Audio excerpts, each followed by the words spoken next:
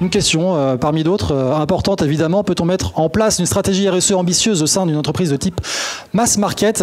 J'accueille pour en parler et pour répondre Pétroni Ricard, directrice RSE de Célio, qu'on peut accueillir sur scène s'il vous plaît. Attends, est-ce que ça marche? Oui, c'est bon. C'est bon, ça marche? Bienvenue à toi. On connaît Pétroni, membre du lauréate Up 35. Justement, ton parcours, dis-nous tout, qui es-tu? En quelques mots, du coup, Pétroni, 33 ans. Ça fait 10 ans que je travaille dans l'industrie textile. J'ai commencé en achat, donc au Galeries Lafayette, après au sein du groupe Etam. Et je travaille depuis 4 ans dans la RSE et depuis quelques mois chez Célio et Jennifer en tant que directrice RSE. Super. Donc ça, c'est toi. Et puis, il y a Célio que tu vas présenter en quelques chiffres saillants pour ce qu'on devrait retenir, en tout cas, pour l'audience. Célio en quelques chiffres, parce que bon, on n'est pas en présentation marketing. C'est du coup une entreprise française qui a bientôt 40 ans, 1300 magasins dans 30 pays et 2000 collaborateurs. Alors une démarche RSE lancée depuis un petit moment déjà et rattachée au COMEX, c'est ça qui est intéressant et ça c'est assez récent. On va parler de gouvernance tout au long de la matinée, ça rattache aussi à nos sujets du moment. Tout à fait. En effet, si jamais il n'y a pas d'implication de la gouvernance en amont, c'est très compliqué de mettre en place une stratégie RSE.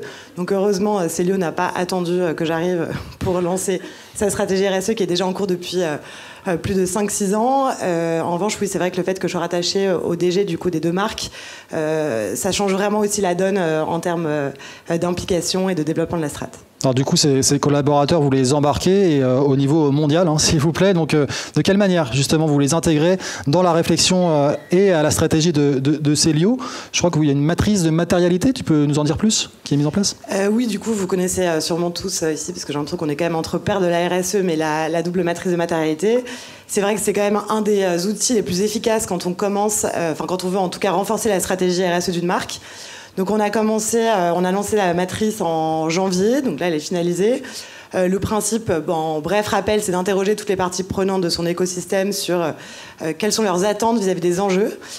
Également le CODIR sur quelles sont leurs attentes au niveau de la performance économique de l'entreprise. Donc là, ça nous a permis du coup d'avoir plus de 2000 retours de clients, plus de 800 collaborateurs dans le monde, du coup, puisqu'on a également interrogé nos bureaux du Bangladesh, de l'Inde, de la Chine sur ces sujets-là. Nos fournisseurs, on a eu aussi 35 retours de fournisseurs concernant les attentes. Donc ça nous a permis de prioriser ces enjeux pour dérouler les feuilles de route par la suite. Alors ça, c'est au niveau des... Alors tu as parlé des fournisseurs, évidemment, c'est une des parties prenantes importantes. Il y a une démarche d'effort collectif qu'on a évoqué beaucoup ce matin. C'est les assos, les ONG, les coalitions aussi textiles que vous accompagnez. Mais alors, comment justement vous les accompagnez, ces parties prenantes chez Célio, pour être ensemble finalement en mode projet, pour des projets à impact à la fois social et durable? Alors c'est vrai qu'aujourd'hui on est tous conscients des enjeux de développement durable du textile. Je ne vais pas revenir dessus parce que je pense qu'on en entend parler assez dans les médias et tout le monde est assez au courant. Aujourd'hui il y a vraiment une nouvelle mentalité qui est en train d'émerger depuis déjà quelques années et qui se confirme, qui est vraiment, vraiment très chouette. C'est qu'on travaille vraiment main dans la main maintenant avec toutes les parties prenantes. Donc, en effet, il faut travailler avec les ONG, avec les pouvoirs publics, avec ses pairs. Moi, je travaille aussi beaucoup avec d'autres directeurs RSE, directrices RSE d'autres entreprises textiles, parce que le but, en fait, c'est qu'on a tous le même objectif de transformer nos modèles, de créer de la valeur durable, de diminuer notre impact du scope 3, parce que comme vous le savez, dans le textile, le scope 3, c'est plus de 98% des émissions de CO2 du textile. Donc aujourd'hui, on doit vraiment travailler main dans la main pour trouver des solutions ensemble.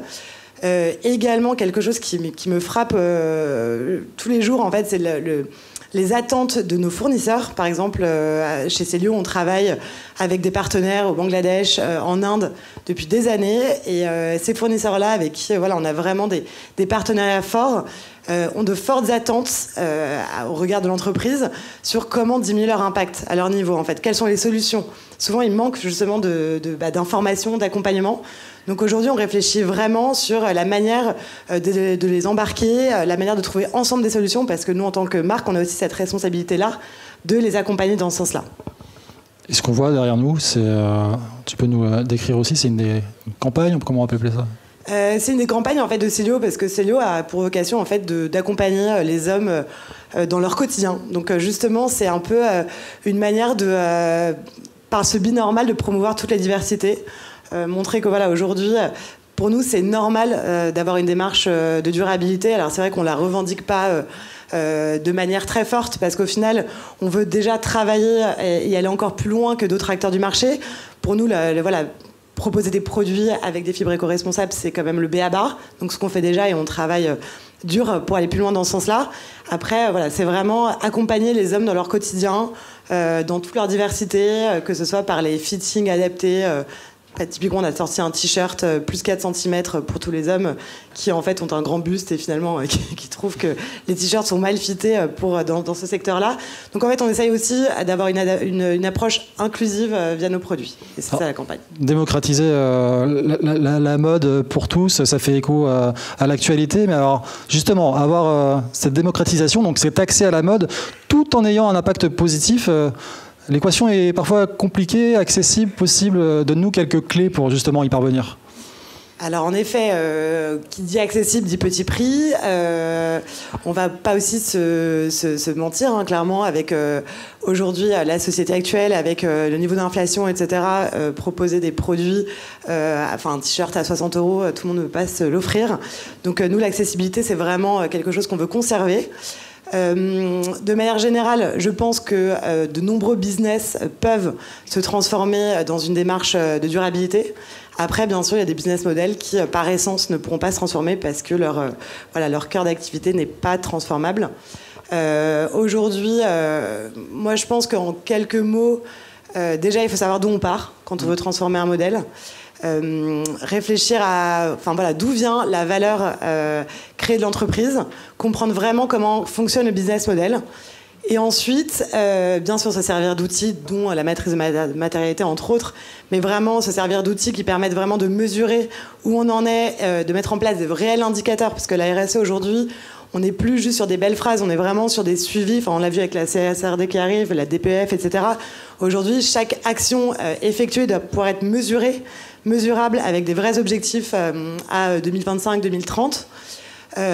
Et ensuite, je pense que il faut vraiment réfléchir comment la RSE peut, au service de la performance économique de l'entreprise, créer de la valeur durable. Et vraiment de la valeur qui permettra à l'entreprise d'être pérenne dans les prochaines années sans détruire du coup tout ce qui l'entoure. Réflexion et démarche en cours à suivre. On sera ravis de te retrouver pour en reparler. Merci beaucoup. Merci. Pétronie Ricard, directrice RSE Célio.